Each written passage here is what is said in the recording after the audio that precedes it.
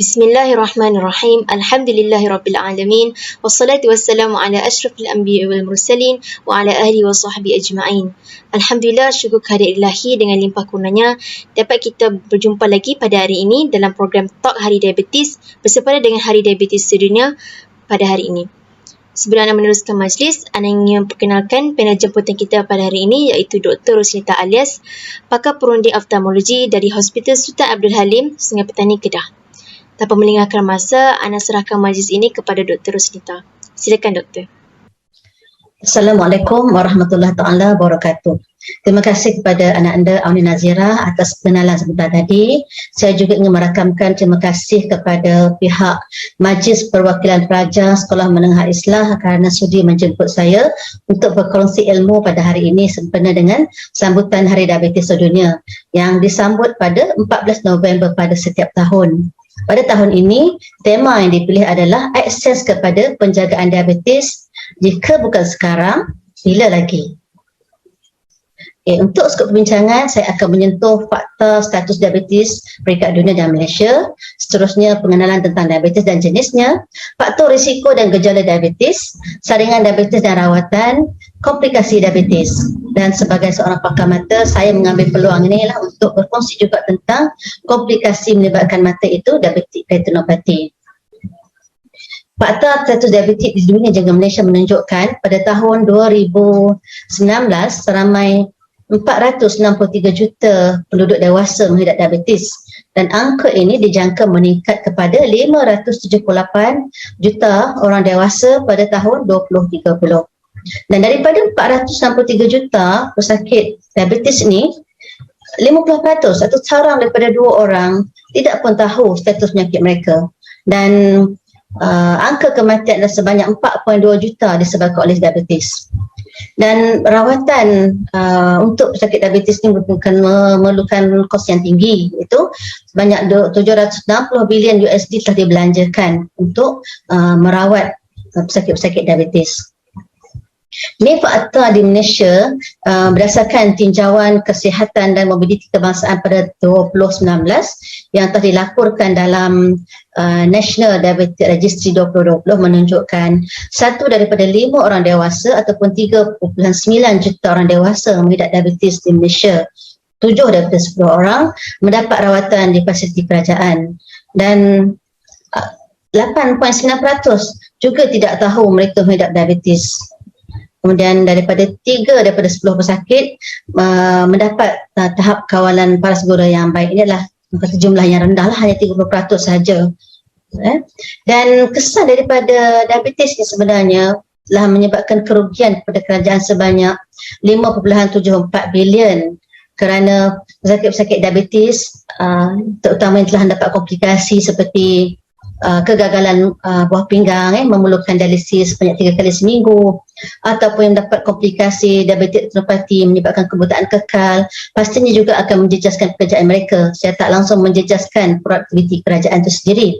Dan kerajaan terpaksa membelanjakan sebanyak 1.26 bilion untuk pembelian ubat bagi merawat pesakit diabetes. Jadi kita lihat di sini sebenarnya diabetes merupakan satu masalah yang serius, dan setiap orang perlu mengambil cakna, mengambil tahu tentang diabetes dan jangan ambil mudah.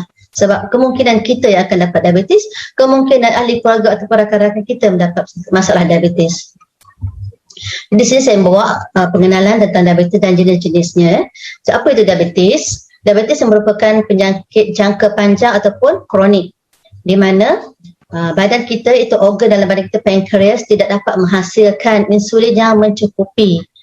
Ataupun mungkin insulin dapat dihasilkan secara cukup tetapi badan kita tidak dapat menggunakan insulin yang ada itu secara efektif. Dan kita tahu bahawa insulin adalah satu hormon dalam tubuh yang berperanan untuk mengatur paras gula dalam darah. Dan insulin yang berperanan membawa gula kepada sel-sel tisu dalam badan, dan seterusnya tisu-tisu badan akan mengambil insulin ini untuk diproses menjadikan tenaga. Jadi kita tengok di sini ada 3 jenis diabetes. Diabetes jenis pertama atau diabetes jenis kedua, dan satu lagi diabetes semasa hamil ataupun dikenal sebagai gestational diabetes ataupun secara ringkasnya GDM. Dan mari kita lihat apakah perbezaan antara jenis 1 dan jenis 2. Jenis 1 disebabkan oleh reaksi autoimun. Autoimun badan kita menyerang sel-sel beta dalam pankreas, menyebabkan pankreas tidak dapat merembeskan insulin dengan jumlah yang sepatutnya bagi mengawal paras gula dalam darah. Itu adalah jenis type pertama, ataupun jenis pertama. Jenis yang kedua, pankreas merembeskan insulin secukupnya sebenarnya, tetapi disebabkan sel-sel tisu badan mengalami keadaan rintangan insulin yang tinggi. Jadi kedua-dua keadaan ini secara tak langsung menyebabkan kandungan gula dalam darah meningkat sebab tidak dapat masuk ke dalam sel-sel tisu badan. Jadi menyebabkan keadaan diabetes dalam keadaan sebagai seorang pesakit lah. Kemudian kita tengok apa lagi perbezaan antara jenis 1 dan jenis 2 ini. Dan jenis 1 ni biasanya didiagnoskan lebih awal lah pada zaman kanak-kanak atau pada zaman remaja, dan tidak semestinya dikaitkan dengan berat badan yang berlebihan ataupun obes. Dan juga biasanya jenis pertama ni tidak akan dapat dikawal tanpa pengambilan insulin. Jadi dia memerlukan rawatan suntikan insulin untuk merawat diabetes jenis pertama. Dan jenis kedua pula biasanya didiagnoskan pada usia yang lebih, yang kita dewasa lah, usia 30 tahun ke atas, dan dia yang dikaitkan dengan berat badan berlebihan ataupun obesiti, dikaitkan juga dengan masalah-masalah perubatan yang lain seperti darah tinggi dan juga kolesterolemia. Dan rawatan awal biasanya doktor akan cuba mengajar pesakit supaya ubah cara hidup dan juga diet mereka, dapatkan diet yang seimbang, diet yang sihat. Sekiranya tidak dapat lagi mengawal paras gula dalam darah, pesakit akan dimulakan dengan rawatan menggunakan ubat pil, oral hypoglycemic agent. Dan sekiranya kedua-dua rawatan ini masih lagi tidak berjaya mengawal paras gula dalam darah, doktor akan memberikan rawatan insulin juga lah, seperti mana yang diberikan kepada jenis yang pertama. Seterusnya kita tengok jenis yang ketiga, GDM ataupun diabetes semasa hamil.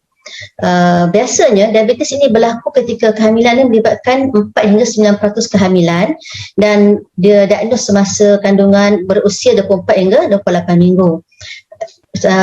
GDM ni biasanya akan pulih selepas melahirkan anak, sebab tidak ada lagi plasenta. Sebab semasa mengandung, plasenta akan mengeluarkan satu hormon yang dipanggil kortisol, estrogen, ada hormon human placenta lactogen, di mana ini merupakan hormon rintangan insulin. Jadi kehadiran hormon rintangan insulin ini menyebabkan menghalang kemasukan gula ke dalam sel-sel tisu, jadi menyebabkan paras gula meningkat dalam darah. Dan biasanya pesakit yang menghadapi GDM ni akan berisiko melahirkan bayi yang berat badannya melebihi 4 kilo lah, 4 kilo atau ke atas. Dan sekiranya GDM tidak dikawal ketika hamil, dia akan berisiko melahirkan bayi yang kurang matang atau lahir bayi yang cacat, dan lebih menyedihkan lagi, kadang-kadang boleh menyebabkan kematian semasa bayi dalam kandungan. Dan sekiranya GDM tidak dikawal juga, 40 hingga 60% ibu-ibu hamil ni selepas melahirkan anak berisiko untuk mendapat diabetes jenis kedua ni. Kemudian kita lihat kepada faktor risiko dan juga gejala diabetes. Dan anda adalah orang yang berisiko menghidap diabetes sekiranya pernah mengalami diabetes ketika mengandung atau bersejarah melahirkan bayi yang mempunyai berat melebihi 4 kilo. Ataupun sekiranya anda beri berat badan berlebihan ataupun obesiti dengan indeks jisim berat badan atau BMI melebihi 25. Seterusnya, cuba ukur lilit pinggang anda sekiranya anda seorang wanita yang mempunyai ukur lilit melebihi 80 cm, apabila anda seorang lelaki yang mempunyai ukur lilit pinggang melebihi 90 cm, anda juga ada berisiko untuk menghidap penyakit diabetes. Okay. Seterusnya, sekiranya anda punya sejarah keluarga menghidap diabetes pada ayah, ibu ataupun datuk ataupun adik-beradik yang lain menghadapi masalah diabetes, anda juga berisiko. Kemudian lihatlah usia kita yang melebihi 35 tahun juga ada salah satu faktor risiko mendapat diabetes. Dan sekiranya anda punya masalah perubatan yang lain, masalah jantung, darah tinggi ataupun kolesterol yang tinggi, anda juga menghadapi masalah risiko diabetes. Dan perhatikan bagaimanakah gaya hidup anda. Adakah anda punya gaya hidup sedentary? Maksudnya aktiviti pekerjaan anda lebih kepada di meja saja, menghadap komputer, terutama sekarang dalam PKP kan, semasa PKP baru ni kita banyak aktiviti di dalam rumah, kurang pergerakan, jadi anda mempunyai risiko juga mendapat diabetes. Bagi GDM ataupun diabetes masa hamil ni, apakah faktor risikonya? Risikonya adalah sekiranya pesakit mempunyai usia yang melebihi 25 tahun. Dan juga sama juga mempunyai berat badan yang berlebihan ataupun obes. Faktor keturunan juga mainkan peranan di sini, juga sejarah melahirkan bayi melebihi 4 kilo pada kemahiran yang terdahulu. Jadi sekiranya ibu-ibu ini mempunyai semua faktor-faktor risiko ini, mereka akan diarahkan untuk menjalani ujian OGTT ataupun ujian oral glucose tolerance test. Dengan diarahkan untuk ujian minum air gula lah. Sekiranya dipastikan dah dikesahkan mereka menghadapi masalah diabetes masa hamil ni, so rawatan akan dimulakan. Biasanya akan dimulakan dengan cara mengawal diet yang sihat, yang seimbang. Digalakkan untuk melakukan senaman seperti berjalan ataupun melakukan regangan. Sekiranya kedua-dua cara rawatan ini tidak berjaya mengawal paras gula dalam darah, maka suntikan insulin juga akan diberikan kepada pesakit yang menghadapi GDM ni. Okay. Mari kita lihat apakah tanda, gejala atau simptom pesakit-pesakit diabetes. Perlu kita ingat sebenarnya tidak semua pesakit akan mengalami tanda-tanda ataupun gejala diabetes ni. Jadi maksudnya tidak semestinya anda tidak bergejala, anda tidak ada masalah diabetes. Sekiranya anda punya risiko-risiko seperti yang dibincangkan sebentar tadi, anda juga perlu melakukan pemeriksaan saringan. Okay, lihat apakah tanda dan gejala bagi pesakit diabetes. Pertamanya adalah kerap membuang air kecil ataupun poliuria. Biasanya kita mungkin bangun sekali pun tak perlu bangun waktu malam untuk pergi ke tandas untuk buang air kecil kan, tetapi pesakit kencing manis akan kerap bangun terutama waktu malam untuk pergi ke tandas membuang air kecil. Kemudian kerap rasa dahaga, kerap lapar, dan sekiranya diperiksa kandungan gula dalam air kencing dapati adalah tinggi, dipanggil glycosurium. Dan kemungkinan seorang yang punya berat badan turun secara mendadak, itu mungkin juga ada salah satu tanda lah pesakit kemungkinan menghadapi masalah diabetes. Seterusnya, cepat merasa penat, buat kerja sikit pun dah penat. Kalau dulu kita rasa cergas, tapi sekarang kita mula merasa penat, lemah sepanjang masa. Dan dulu mata kita terang, jelas, dapat melihat dengan jelas, walaupun dengan pakai cermin mata, tetapi pada ketika ini kelihatan mula merasa kabur. Dan mulalah sekebas pada hujung-hujung tangan ataupun jari, pada hujung saraf, dan luka lambat sembuh. Dan bila dapat sembuh pula, mudah pula dapat jangkitan, terutamanya pada kulit. Jadi, apakah yang perlu dilakukan? Perlu lakukan saringan. Saringan awal itu sangat penting. Saringan awal adalah penting supaya dapat dikesan awal dan dapat dirawat dengan awal. Kerana pentingnya saringan awal dan rawatan awal ni, sebab sekiranya tidak dirawat dengan betul, pada masa yang tepat, pesakit-pesakit berisiko dapat komplikasi daripada diabetes. Terutama pada keadaan sekarang ini, musim pandemik COVID-19, pesakit-pesakit diabetes adalah golongan yang berisiko tinggi untuk mendapat komplikasi sekiranya dapat jangkitan COVID. Sebab itulah nak dipastikan juga semua pesakit diabetes mengambil suntikan vaksin seperti yang diarahkan. So, bagaimanakah pengsanan awal diabetes ni? Biasanya doktor akan melihat paras gula dalam darah, sama dalam kapilari ataupun saluran darah vena, sama ada keadaan berpuasa atau secara rawak. Ini adalah bacaan-bacaan normal yang dinyatakan di sini. Dan untuk pesakit-pesakit yang mengandung, yang disyaki dengan ada risiko-risiko dapat diabetes masa kehamilan, mereka akan menjalani ujian OGTT. Dan sekiranya paras gula melebihi daripada paras yang dinyatakan di sini, maka pesakit akan disahkan menghadapi masalah diabetes. Dan di manakah anda boleh menjalani saringan awal ni dan juga saringan berkala? Ini dinyatakan beberapa tempat yang sesuai untuk dapatkan saringan. Dan perlu diingatkan sebelum tu, jangan tunggu hanya anda mempunyai gejala-gejala diabetes tadi. Sekiranya anda memang ada risiko, pastikan saringan dilakukan. Okay, di mana? Di klinik swasta ataupun di klinik kerajaan, dan juga di fasiliti yang ada memberi perkhidmatan untuk pesakit-pesakit PKB40. Dan sekiranya anda mempunyai keuangan lebih sikit, boleh dapatkan pemeriksaan di farmasi komuniti. Dan program-program komuniti yang jalankan, contoh macam COSPEN, mereka ni dilatih untuk melakukan saringan kepada pesakit-pesakit untuk bagi mengenal pasti ada masalah diabetes ataupun tidak. Dan kita sering mendengar penyakit diabetes ni dekat dengan pengambilan gula yang berlebihan saja. Tapi sebenarnya penyakit diabetes juga berkait rapat dengan cara pemakanan tidak terkawal ataupun cara hidup tidak sihat. Jadi rawatan untuk penyakit diabetes ni kita kena ubah cara hidup kita, dan selepas itu barulah kita fokus kepada mendapatkan rawatan terserentak lah, ubah cara hidup kita dan dapatkan rawatan, sama ada secara ubat oral atau pil ataupun dengan mendapatkan rawatan insulin. Okey, kita lihat bagaimanakah kita nak mengubah cara hidup kita ataupun lifestyle ni dengan cara melakukan senaman, pastikan pemakanan yang sihat, berhenti merokok, menguruskan berat badan yang betul, elakkan minuman yang beralkohol, dan juga lakukan pengurusan stres yang betul lah. So mari kita lihat satu persatu. WHO menyarankan cara bersenam yang betul. Pastikan senaman dilakukan sebanyak 150 minit seminggu ataupun 30 minit setiap hari selama 5 hari selama seminggu, ataupun 20 minit setiap kali senaman selama 7 hari seminggu. Bermakna setiap harilah dalam masa seminggu. Apakah bentuk-bentuk senaman yang sesuai untuk dilakukan? Yang cara sederhana, biasanya kita boleh melakukan senaman dengan cara berjalan laju, lompat tali secara setempat, berbasikal atau berenang. Dan bagaimana kita nak pastikan bahawa senaman kita telah berkesan? Kita cek nadi kita sebelum kita lakukan senaman. Biasanya yang normal adalah 60 hingga 100 lah. Dan kita pastikan adanya berlaku peningkatan kadar degupan jantung atau nadi kita kepada 130 hingga 140 degupan selama seminit. Barulah dikatakan senaman itu berkesan. Jadi seterusnya kita lihat bagaimana kita perlu merawat penyakit diabetes melalui pemakanan sihat. Makanan sihat disarankan supaya kita menghadkan pengambilan makanan dan juga minuman manis. Pastinya manis itu mengandungi gula secara langsung, dan juga makanan yang tinggi lemak. Seterusnya pengambilan garam tidak melebihi daripada 5 gram.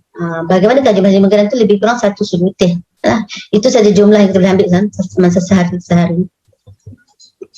Dan di sini disarankan bagaimanakah diet yang sepatutnya bagi seorang pesakit diabetes untuk pastikan dia memenuhi pola pemakanan yang sihat.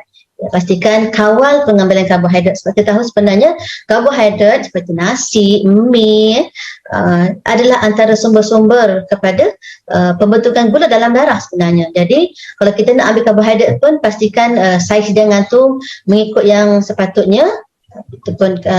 Dan juga pastikan karbohidrat adalah jenis yang kompleks rendah, dan juga rendah juga dari segi jenis karbohidrat kompleks, dan juga rendah dari segi indeks glikemik dia.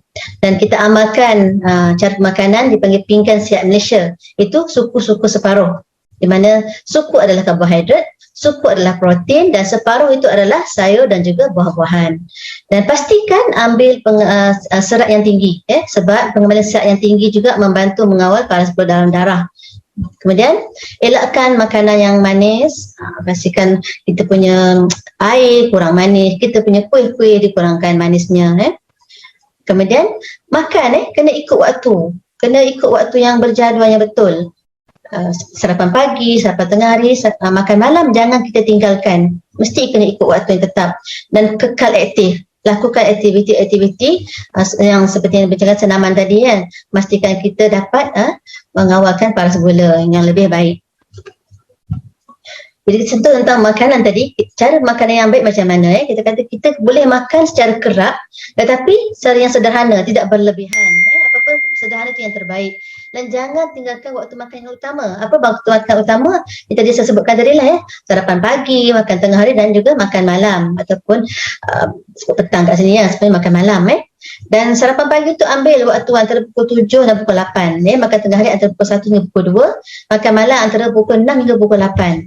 Dan sekiranya masih lagi lapar, bolehlah ambil snack di antara tu atau selepas makan malam tu. Tapi jangan makan malam selepas pukul 10. Dan apa snack yang sesuai untuk pesakit diabetes? Contohnya mengambil susu berserta dengan mungkin 3 keping roti kering. Ataupun sekiranya nak lebih yang mengenyangkan, buat sandwich, gunakan wholemeal, roti wholemeal, dan masukkanlah tuna, sandwich dan juga sayur-sayuran dalam kita punya sandwich tadi. Seterusnya perlu berhenti merokok pada orang yang merokok, yang tak pernah merokok tu baguslah. bagaimanakah risiko yang kita tengok di sini, orang yang merokok ni sebenarnya 50% lebih tinggi risiko mendapat diabetes berbanding orang yang tidak merokok. Dan tembakau yang dalam merokok ini adalah antara faktor mempercepatkan proses aterosklerosis atau penyumbatan saluran darah. Dan bahan kimia dalam rokok itu pula dia menyebabkan meningkatnya rintangan insulin dalam sel-sel badan kita. Jadi secara tak langsung apabila kita berhenti merokok akan bantu mengurangkan risiko komplikasi diabetes dan juga membantu mengurangkan rintangan insulin dalam sel-sel tubuh badan kita. Seterusnya dapat membantu menyerap gula dalam sel-sel badan kita dan secara tak langsung akan mengurangkan paras gula dalam darah kita. Berhenti ataupun jangan elak mengambil alkohol, kerana sebenarnya alkohol ini boleh menyebabkan penurunan yang mendadak paras gula dalam darah dan seterusnya boleh menyebabkan hypoglycemia. Dan kemudian kita lihat pada orang-orang yang mempunyai individu yang mempunyai berat badan yang berlebihan ataupun overweight ataupun obesity di mana indeks jisim badan atau body mass index melebihi 25, perlu merancang untuk mengurangkan berat badan mereka. Yang targetnya lebih kurang 10% dalam masa 6 bulan. Elakkan penurunan berat badan secara mendadak secara berlebihan pada waktu yang singkat kerana ia adalah tidak elok atau berbahaya kepada sistem jantung kita. Pengurusan stres, kita tahulah semua penyakit akan menyebabkan stres kepada orang yang menghidapinya. Sebabnya bila dapat penyakit tu macam diabetes, kena jaga pengambilan ubat, kena pastikan penjaga makanan yang betul, kena pastikan cara beriadah yang betul. Jadi semua ni akan menyebabkan stres. Jadi stres ni kita perlu kongsi dengan orang yang dipercayai, mungkin dengan ahli keluarga, dengan rakan sekerja, dan boleh juga dapatkan daripada kaunselor yang bertauliah di hospital, klinik kesihatan. Dan juga dapatkan kaedah-kaedah yang lain untuk mengawal tekanan dan stres ni dengan cara beribadah. Pastinya kita orang Islam baca Al-Quran, solat kita, zikir kita dapat memberi ketenangan pada jiwa dan perasaan kita. Seterusnya dengan cara beriadah, dapatkan aromaterapi ataupun rutan di spa juga dapat membantu mengurangkan stres. Dan seterusnya rawatan ubat-ubatan. Kita tahu di pasaran ada banyak ubat-ubat pil untuk pesakit-pesakit diabetes ni. Ini antaranya metformin, glucosamine atau Acarbose, dan seterusnya suntikan insulin. Jadi insulin juga ada dapat beberapa jenis jenis insulin dan juga beberapa cara pemberian insulin ni. Jadi doktor akan menetapkan jenis-jenis ubat yang nak diberi dan juga jenis insulin yang lebih kepada pesakit berdasarkan kesusahan pesakit, berdasarkan kepada tabiat makanan mereka, gaya hidup mereka dan bagaimanakah masalah berat badan yang mereka hadapi.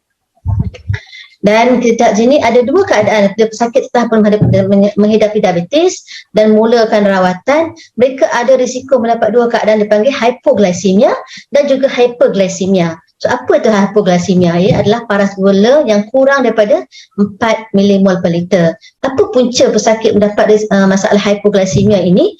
Antaranya adalah sebabkan mungkin dia mengambil dos ubat yang berlebihan. Dia kata, paras gula dah tinggi ni, ambil lebih daripada yang sepatutnya. Ataupun salah ambil, tak mengikut arahan yang sepatutnya. Kemudian pesakit masih lagi dah mendapat rawatan tetapi makan pula terlampau sedikit. Terlampau nak menjaga makanan sampai akan menyebabkan paras gula turun terlampau rendah. Dan mungkin senaman yang berlebihan juga boleh menyebabkan hypoglycemia. Pengambilan alkohol dan juga stres juga akan boleh menyebabkan pesakit mendapat masalah hypoglycemia. Apa yang perlu dibuat? Pertamanya lihat tu, adakah anda ada gejala-gejala hypoglycemia ni? Apa dia tanda gejala dia? Keletihan ataupun lesu yang berlebihan, berpeluh-peluh, mungkin rasa pening, perubahan tingkah laku, mungkin cakap merapu, ataupun sampai boleh pakat pingsan, kerasa kelaparan yang berlebihan, jantung berdegup secara laju, dan sampai juga bergeletar. Ini antara tanda-tanda kemungkinan anda ada masalah hypoglycemia. Jadi apa yang tindakan perlu dibuat? Tindakan segera yang perlu dibuat adalah sekiranya anda ada alat di rumah mengukur paras gula glukometer, cek paras gula. Sekiranya kurang daripada 4 milimol, ambil minuman atau makanan yang mengandungi gula ringkas, contohnya kismis, kurma ataupun madu, dan juga gula-gula kecil yang ada kat rumah seperti jelly bean ataupun coklat. Sekiranya anda tidak ada glukometer untuk cek paras gula, ambil sajalah gula ringkas ni untuk membantu anda menghadapi masalah hypoglycemia ni. Dan dan pantaulah gejala-gejala sebentar yang kita sebutkan tadi ya. Selepas 15 minit tengok balik ada tak anda masih lagi punya gejala yang tadi, ataupun cek semula paras gula. Sekiranya masih lagi kata rendah, paras gula kurang daripada 4 mmol per liter tadi, atau masih ada gejala ataupun ia berlaku secara berulang, pastikan anda mendapatkan rawatan di hospital ataupun klinik yang berdekatan. Okay. Seterusnya, keadaan yang kedua dipanggil hyperglycemia. Apakah punca hyperglycemia? Perlu kita lihat ya, apa dia masukkan sebagai hyperglycemia apabila paras gula yang kita cek dengan glukometer tadi melebihi 11,0 milimol per liter. Ini adalah orang kata paras yang kita nak ada sakit menghadapi diabetes. Dan biasanya simptom akan ada apabila paras melebihi 16 mm per liter. Dan kadang-kadang bacaan boleh sampai ke peringkat high, HI. Tak kita punya glukometer tak boleh nak kesan lagi paras gula sebab terlampau tinggi. Apakah punca dia? Antaranya adalah sebab terlupa makan ubat. Jadi paras gula meningkat peringkat yang tinggi, ataupun makan makanan yang tinggi karbohidrat. Seperti kata-kata lah, nasi, mie, roti canai, nasi lemak. Tak ingat kata kita ni pengidap diabetes. Kemudian ataupun mengenai makanan yang meningkat paras gula yang tinggi, kurang melakukan senaman, ataupun sekiranya penyakit dapat jangkitan kuman juga boleh dapat menyebabkan hyperglycemia. Stres yang berlebihan ataupun berlakunya kenaikan berat badan juga boleh menyebabkan hyperglycemia. Jadi apakah gejala hyperglycemia?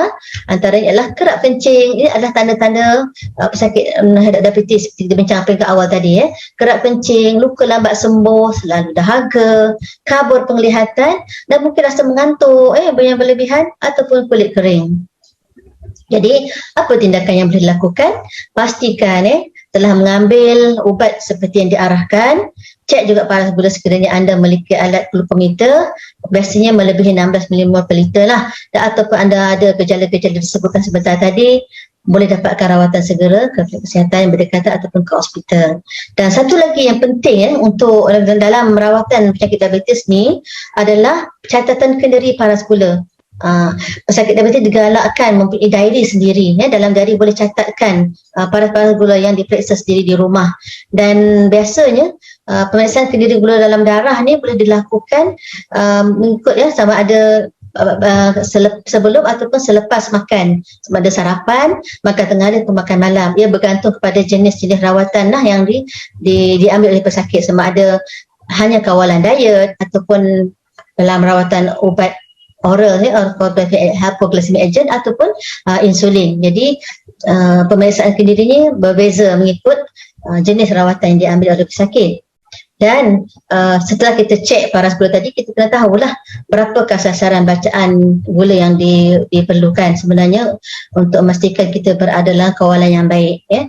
Seperti yang disebut tadi, kita ambil sama ada semasa kita berpuasa atau sebelum makan, ataupun boleh diambil pemeriksaan paras bacaan gula ni selepas makan, biasanya 2 jam selepas makan lah. Dan pastikan paras gula tu tidak melebihi 7 milimol per liter sekiranya berpuasa atau sebelum makan. Kalau selepas makan jangan melebihi 8.5. Dan HbA1c ni biasanya tak dapatkan sendiri di rumah lah, tapi dicek di hospital, di kesihatan. Doktor akan pastikan HbA1c ni dalam kawalan yang baik, kurang daripada 7. Biasanya kurang daripada 7 lah, tapi sekarang sakit baru saja menghadapi diabetes, tidak ada sebarang risiko atau penyakit yang lain ketika kardiovaskular, kurang daripada 6.5. Ini paras yang kata purata kawalan diabetes dalam tempoh 3 bulan pemantauan yang boleh dibuatlah oleh kesihatan. Jadi di sini kita lihat bagaimanakah keadaan terbaik sebenarnya untuk rawatan pesakit diabetes. Pastikan ambil ubat untuk arahan jangan berlebihan ataupun jangan tak ambil langsung.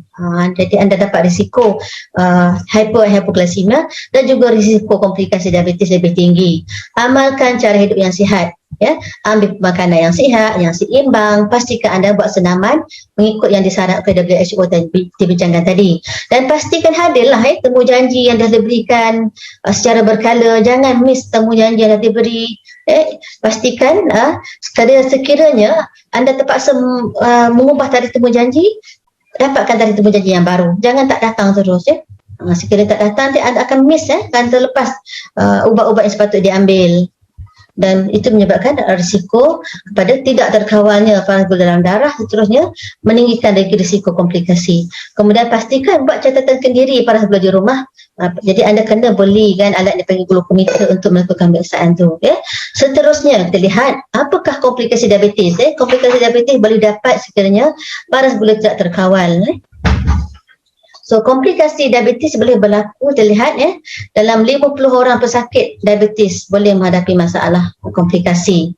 Dan komplikasi diabetes biasanya dikait dengan masalah baik mikrovaskular dan juga makrovaskular, iaitu melibatkan saluran darah yang kecil dan juga saluran darah yang besar. Dan kita lihat di sini bagaimana komplikasi diabetes boleh terlibat daripada kaki hinggalah daripada kepala hingga ke kaki, kata head to toe boleh dapat komplikasi diabetes.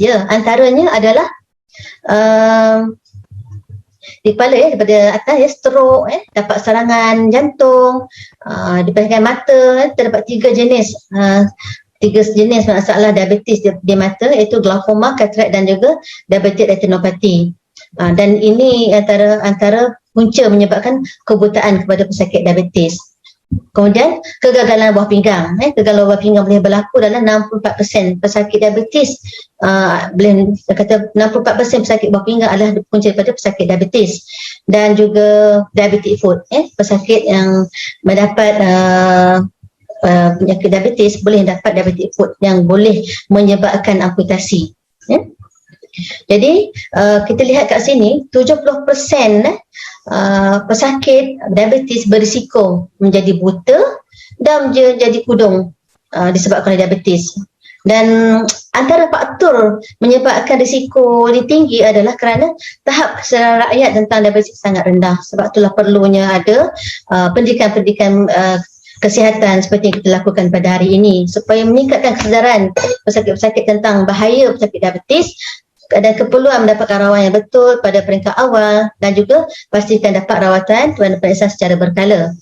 Dan seperti mana yang saya sebutkan awal tadi, sebagai seorang pakar mata, saya ingin membawa atau lebih kata detail lagi penerangan tentang diabetic retinopathy, di mana ini adalah satu punca menyebabkan kebutaan kekal kepada pesakit diabetes. Lihat di sini, apakah punca diabetic retinopathy? Bagi pesakit-pesakit diabetes, ia menyebabkan mikrovaskular ataupun saluran darah yang halus pada retina mata. Dua keadaan sebenarnya berlaku di sini. Satu adalah penyumbatan saluran darah dan satu lagi adalah kebocoran pada saluran darah pada retina.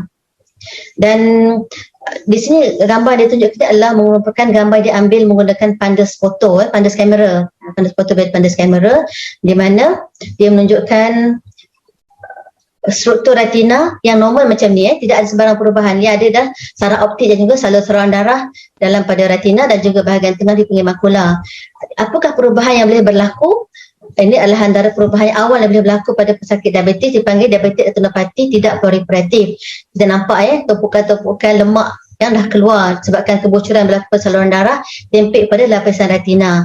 Jadi ini adalah keadaan biasanya pesakit tidak ada sebarang gejala, maksudnya penglihatan masih lagi terang, tidak ada masalah langsung pada segi penglihatan, dan biasanya peringkat ini tidak perlu perawatan. Yang apa yang perlu dibuat adalah saringan berkala, dan saringan berkala boleh dibuat menggunakan pandus kamera yang biasa dilakukan di kesihatan, ataupun kita biasanya di hospital kita ada alat yang khusus khas dipanggil slit lamp untuk memeriksa retina pesakit lah. Jadi kenapa penting saringan berkala ni? Sebab kita nak pastikan supaya peringkat yang perlukan rawatan dapat dikesan pada peringkat awal. Ini adalah keadaan di mana dipanggil retinopathy diabetes proliferatif. Ini adalah peringkat yang mana pesakit perlu rawatan. Dan yang paling penting pesakit perlu tahu, pada peringkat ini pun masih lagi tidak bergejala. Maksudnya pesakit masih lagi penglihatan yang terang, tidak ada sebarang gangguan penglihatan. Tetapi pesakit memerlukan rawatan daripada peringkat ini. Jangan tunggu gejala baru datang melakukan pemeriksaan mata, kerana pada peringkat itu, peringkat yang tak boleh diselamatkan lagi penglihatan, biasanya boleh menyebabkan buta kekal. Pada masa ini baru bergejala, jadi maksudnya peringkat dah terlewat. Pada peringkat belum melakukan pendarahan, itu yang peringkat kita perlukan rawatan yang biasanya rawatan laser lah. Ini antara yang keadaan yang gejala peringkat dah berlaku perdarahan. Ni perdarahan berlaku pada retina, ni perdarahan berlaku dalam struktur mata, bola mata dan dipanggil vitreous. Berlakunya perdarahan dalam vitreous, mana penglihatan pesakit tiba-tiba je terus kelabur, tiba-tiba terus tak nampak, dan pandangan pandangan hitam dalam pandangan pesakit.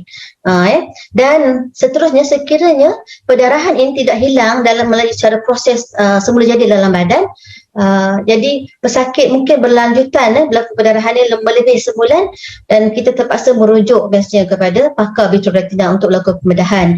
Sekiranya pesakit tidak datang mendapatkan rawatan juga pada peringkat ini, perdarahan ini akan boleh menjadi parut. Kalau hilang perdarahan ini, dia menjadi parut yang kekal. Parut kekal dalam retina ini boleh menyebabkan lekang saraf retina. Jadi pada peringkat inilah dipanggil advanced diabetic eye disease, peringkat yang menyebabkan buta kekal juga. Sakit walaupun dirawat bagaimanapun penglihatan kekal tidak baik. Dan salah satu lagi masalah pada retina adalah berlakunya tumpukan lemak-lemak yang bocor tadi, lemak yang bocor pada saluran darah bertumpuk-tumpuk di bahagian tengah saraf mata, panggil makula, dikenali sebagai makulopati diabetes ataupun makula edema dan bagi pesakit diabetes. Yang ini juga boleh menyebabkan penglihatan yang terjejas bagi pesakit diabetes.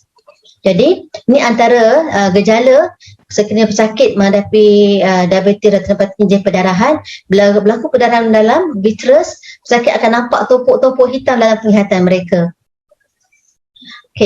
Apakah rawatan yang akan diberikan sekiranya pesakit disahkan menghadapi retinopati diabetes atau diabetik retinopati ini? Biasanya rawatan awal diberikan adalah rawatan laser. Rawatan laser ni kita tembak cahaya laser kepada retina yang ada masalah diabetik retinopati proliferatif tadi, dan ini contoh mata kita yang normal, dan ini adalah contoh mata yang telah mendapat rawatan laser. Apa yang penting kita kata rawatan awal ni, sebab kita masih boleh menyelamatkan kawasan yang tengah ni, panggil makula. Sekiranya kawasan yang tengah ni masih lagi tidak berlaku sebarang perdarahan, tidak berlaku tumpuk-tumpuk lemak di situ, tidak berlakunya lekang urat mata retina melibatkan bahagian tengah dan juga saraf optik, penglihatan masih lagi dapat diselamatkan, masih lagi dapat penglihatan 6/6 ataupun 6/9, atau paling tidak 6/12 apabila dilakukan pemeriksaan Snellen chart. Jadi maksud kita masih dapat mengawal supaya penglihatan kekal masih lagi baik. Jadi itulah pentingnya kesan awal, rawat awal dengan cara rawatan laser. Ada setengah pesakit menyalahkan, mengatakan bahawa selepas rawatan laser penglihatan lebih teruk. Itu bukan sebabkan rawatan laser, tapi sebabkan pesakit lambat mendapat rawatan. Maksudnya walaupun rawatan dah diberi, tetapi dan masih lagi progres menyebabkan kelelakan perdarahan. Bukan sebabkan rawatan laser itu sendiri. Seterusnya, sekiranya pesakit menghadapi masalah diabetik makulopati ataupun advanced diabetic eye disease, ataupun memang proliferatif diabetik retinopati yang memang sangat-sangat banyak saluran darah baru yang keluar yang tak normal tu, kita boleh berikan suntikan anti-VEGF, anti-vascular endothelial growth factor. Ini adalah hormon yang merangsang pembentukan saluran darah baru, yang mana saluran darah baru itulah yang mudah pecah menyebabkan perdarahan dalam mata. Dan andai kata semua rawatan ni tidak dapat merawat diabetik retinopati dan dah progres kepada peringkat advanced diabetic eye disease, pesakit terpaksa menjalani pembedahan. Biasanya pembedahan dipanggil vitrectomy. Perdarahan dalam vitreous berlaku berpanjangan melebihi 1 bulan, ataupun dah pada peringkat advanced diabetic eye disease, pesakit biasanya perlu menjalani pembedahan vitrectomy ini. Tetapi penglihatan akan kekal tidak elok, ataupun boleh sampai peringkat buta kekal. Jadi apa yang penting, pastikan pesakit diabetes lakukan saringan diabetik retinopati ini. Dan di mana saringan boleh dilakukan dan bagaimana saringan dilakukan adalah menggunakan saringan fundus kamera.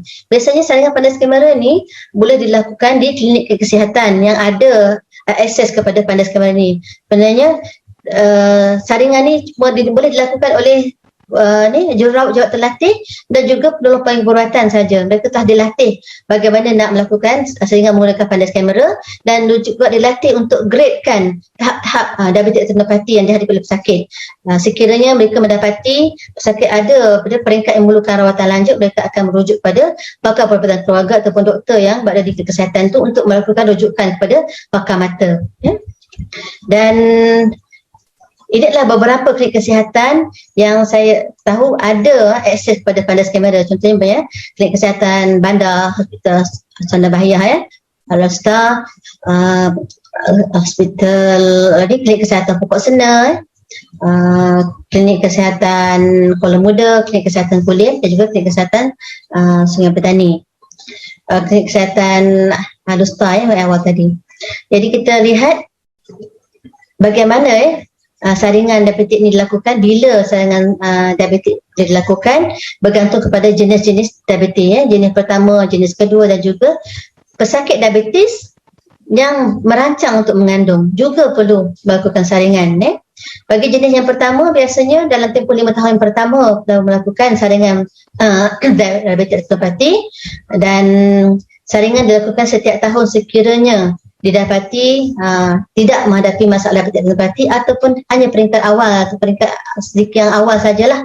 Dan seterusnya, jenis yang kedua, sekiranya anda didiagnos menghadapi masalah diabetes pada jenis yang kedua ni, pada peringkat masa diagnosa dilakukan, itulah kena dah diuruskan supaya melakukan saringan diabetes retinopati ni, dan lakukan setiap tahun sekiranya masih lagi normal ataupun ada peringkat awal.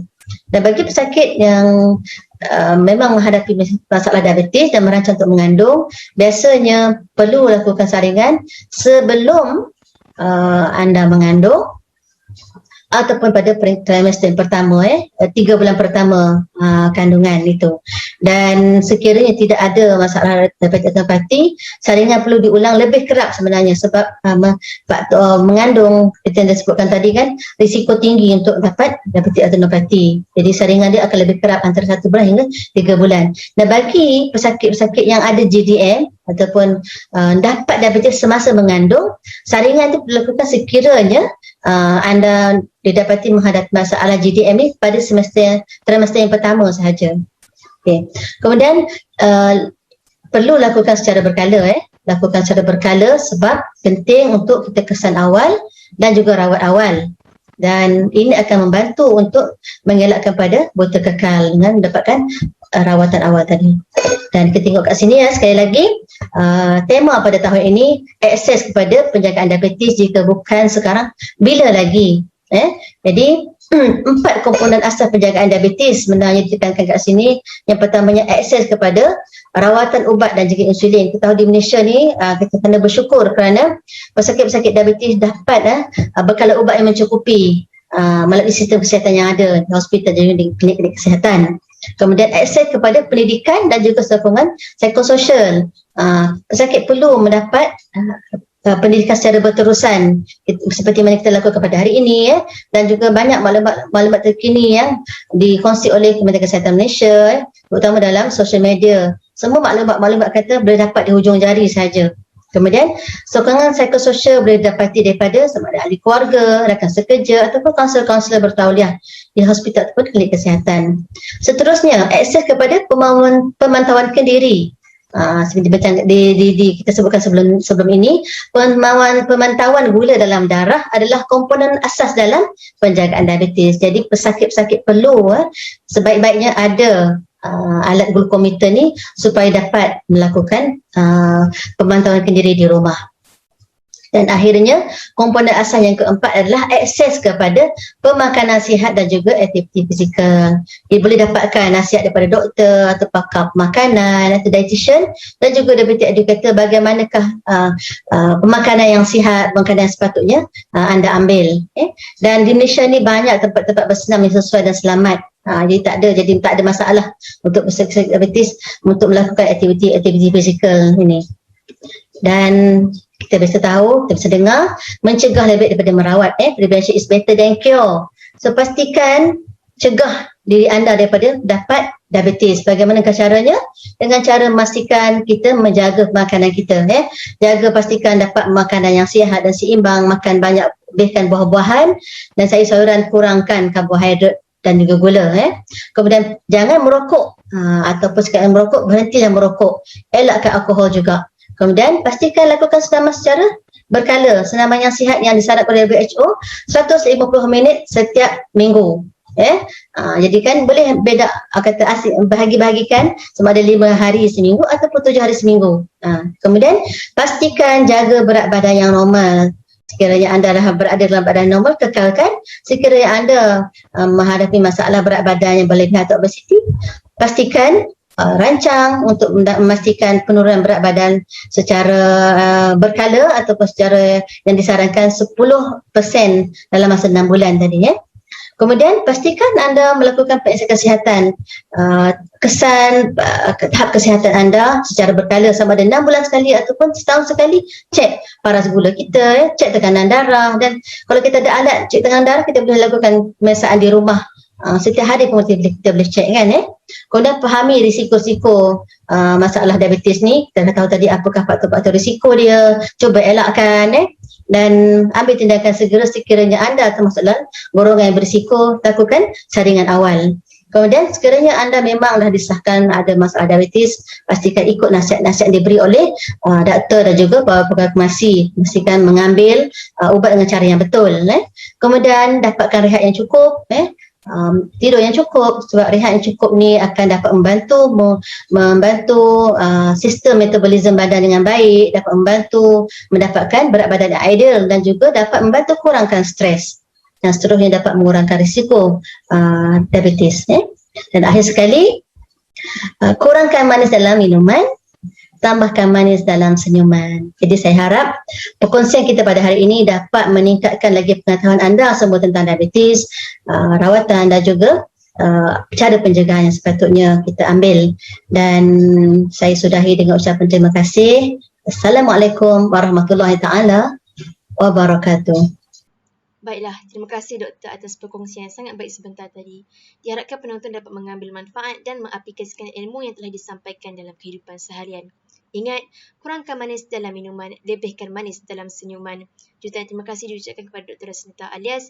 Sampai di sini sahaja talk kita pada hari ini. Sekian, wabillahi taufiq wal hidayah. Wassalamualaikum warahmatullahi wabarakatuh.